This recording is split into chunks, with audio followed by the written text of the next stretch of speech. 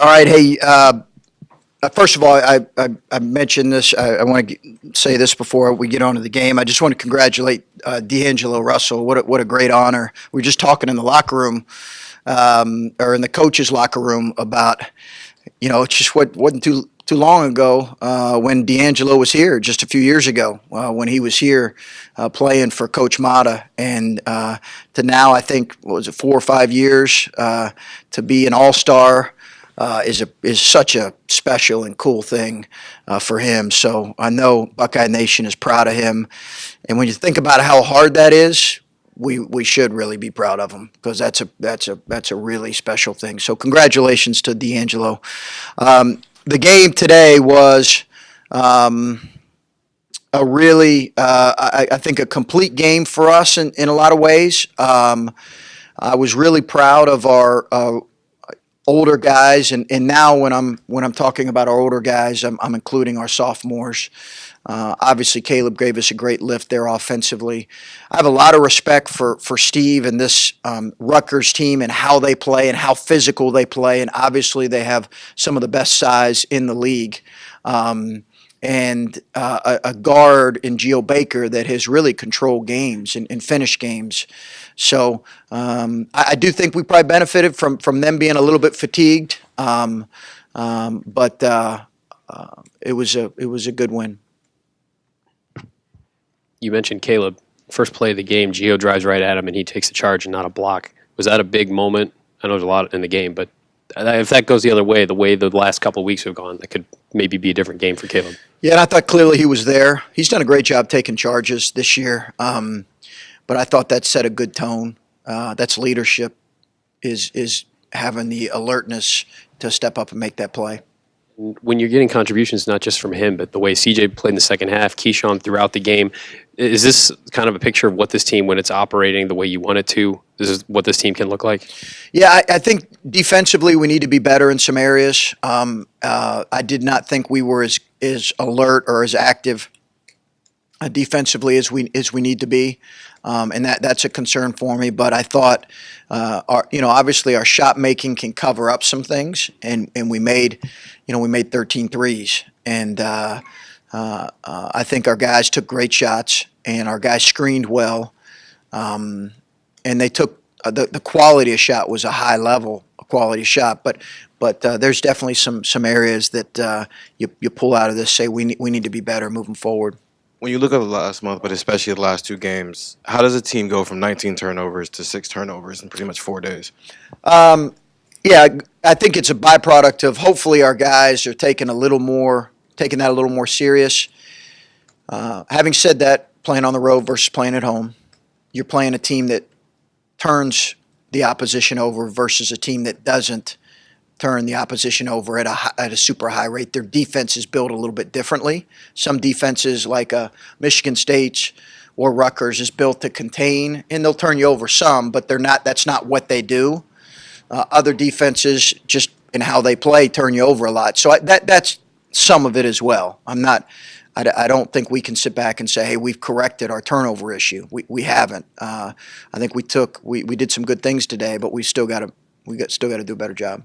As far as the high shooting percentage, how much of that with this game in comparison to some of the other games is just the shots fell, and when in other games they were good shots, they just didn't fall? A lot. I think we did look at some things in how they guarded us the first time that we needed to do different offensively to free up some of our shooters, and those were effective. But a lot of it is, kind of, are you making or are you missing? I just think I'll look back and say the quality of our shot was as good as it's been, and we showed a little more patience. Caleb made his first 6 shots. I don't know if you glanced up at the scoring board, but he had 17 of your first 20 points to start the game. He's allowed to do that. What's going through your mind as you're seeing, is he pouring a month worth of frustration into making some outstanding offensive plays for over a 15-minute stretch there. Just what's going through your mind and his mind at that point? I kind of think he took what the defense gave him. Obviously, he was on a roll there, and we knew he was on a roll. And a lot of that was just within the flow of the offense. I thought he did a really good job in the second half not settling for some threes when he could have settled. He had one in the corner that he passed, drove it, and passed it to Keyshawn. I thought that was as good a play as any he made, as crazy as that sounds. But yeah, he you've heard me in the summer say we need him to shoot threes. He has great touch. We've charted every shooting drill. He's top 5 or 6 in our team in terms of shooting drills. So we want him to continue to do that. But I also think he didn't settle. And defensively, they play a little bit different than he was pretty active there. He got touches there. And they use their 7-footers and say, hey, we're going to play you one-on-one. Not every team that we play is going to do that, and when teams trap and do other things, we'll have to adjust. The flip side of that, the rest of you guys were 1 for 11 to start the game. Were you concerned that he's not going to be able to sustain this or sustain us and some other people? In some regard, you were lucky he showed up for the game because the rest of them were kind of struggling at the beginning. Yeah. It's the ebbs and flows of games. Obviously, I didn't know we were 1 of 11, but I knew some other guys were struggling. Really what we're trying to evaluate right now is the quality of our shots. What is the quality of our shot? What is the quality of our shot? Are we getting the shot every time? And then what's the quality? And then if they're good and, high level, then we're fine. And I think we missed some open ones there. Chris, it seemed kind of likely that, given the way this roster's built, that some of those younger guys were going to have to develop in a hurry. Is Luther turning the corner now to where he can be someone you can count on more consistently? Did you anticipate that happening with him? I think I did. He's been pretty reliable for us on both ends, with the exception of his turnovers today. His shot making's been reliable. He's been pretty reliable defensively in terms of competing on that end. His help side defense has to get better, but every freshman does. But yeah, he's been one of those guys now that we're saying, okay, if he continues to compete on both ends and take good shots, he's going to be a fairly heavy minute guy. Did anything change offensively? I mean, obviously the ball is going down the last 2 or 3 games for him. Was it, comfort for him, getting better shots? Has anything changed specific to him on offense? Because the defense seemed pretty consistent all along. We run in a few more things for him. But I also think he's just, figuring some things out a little bit. The game's slowing down for him probably a little bit in some ways. He's doing a really good job with that. The last couple of games, Caleb has been making his first move quicker, and it looks stronger. And am I reading into that? No. Is it happening? Yeah. Why is that? What you've been talking to him, has it been sinking in? People have not been going for his counter or for his second or third move. They've just been walling up.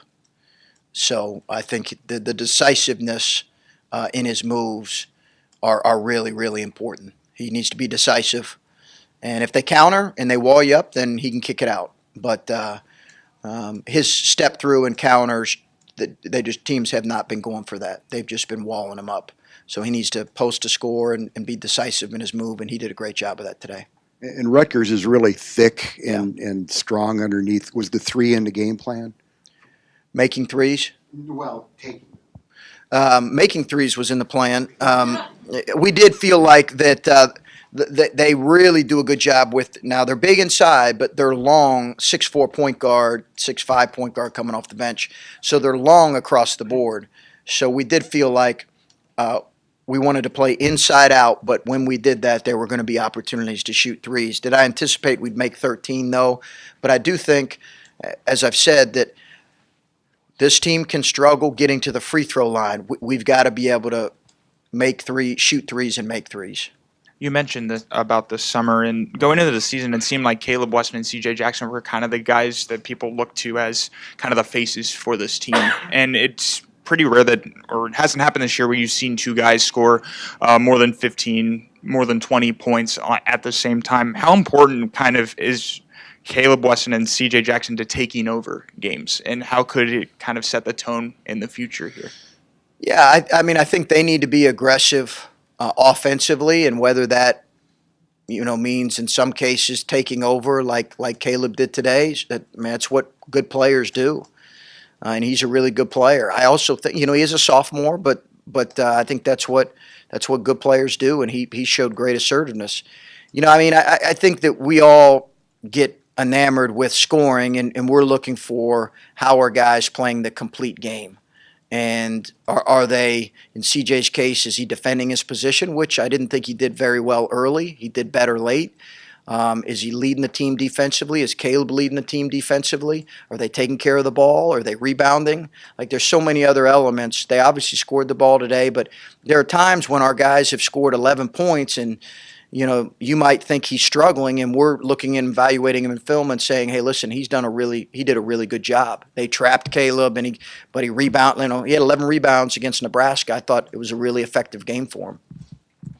When assertiveness is such an important part of the game, like it is of a player's game, like it is for Caleb, how has it been the last couple of games, sort of wanting him to be in that mode, but also managing his emotions so that he's not picking up, cheap fouls and getting the 4 or 5 when there's 10 minutes left in the second half? Well, it's just been a lot of conversations and film work and controlling what we can control in those areas. And as coaches, us trying to control the positions we're putting him in better, doing a better job with that, and him doing a better job controlling his emotions and playing with the kind of intelligence that we know he can play with.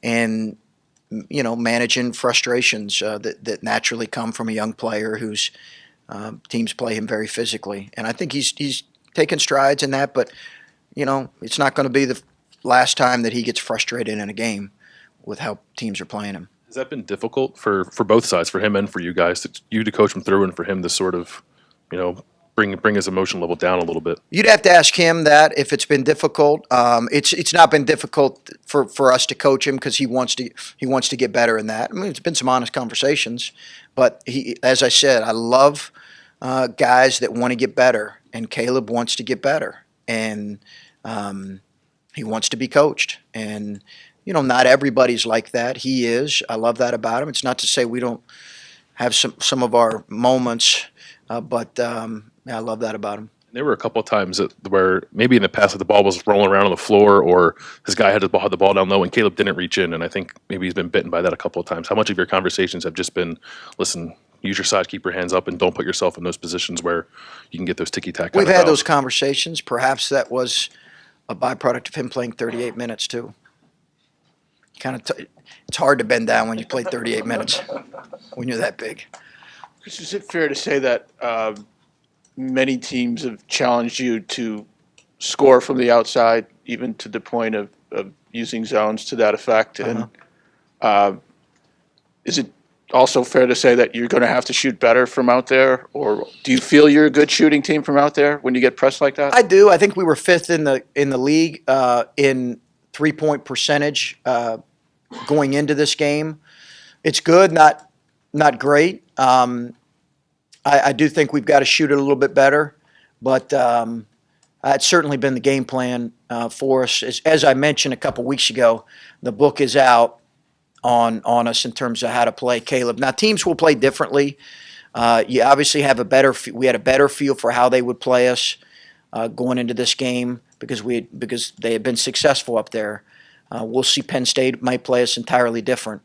And some teams are just system teams. They're playing it exactly into their system, but we'll need to adjust to how the defense is played. Some teams are going to pack the pace. Some teams are going to say, Caleb, try to beat us one-on-one, and we'll need to make adjustments. Chris, there's a lot of ebbs and flows to seasons. You got in a little bit of a rut. Maybe you're coming out of it now. I know it's just one win, but there's some winnable games now. You sense that this could be the spark, or is it just one? I'm just trying to evaluate respectfully. I know guys, look at ahead and say these are winnable. These aren't winnable. Coaches don't look at that like that. Coaches are just, they know everyone is going to be extremely challenging and difficult. Obviously, our next game is against a team that beat us was 3-0 against us last year. So I think for us, really, it's can we just keep getting better? Can we make adjustments that we need to? Can we get more contributions from more guys? Can our turnover rate improve? Those are the things we're really focusing on. With CJ, the difference, if Caleb goes for 18 or 20 and he brings his 20 along, then that's a good formula for I think I would put Key along with that. You know, those are three guys that, and Andre was good today. He just had a little bit got in a foul trouble. But I think, you know, we need consistency out of a number of guys. I don't think this team, you can pin it on just one guy. Certainly Caleb led the way offensively today, but I wouldn't want to pin any of our loss on any particular guy or guys. It has to be a collective thing.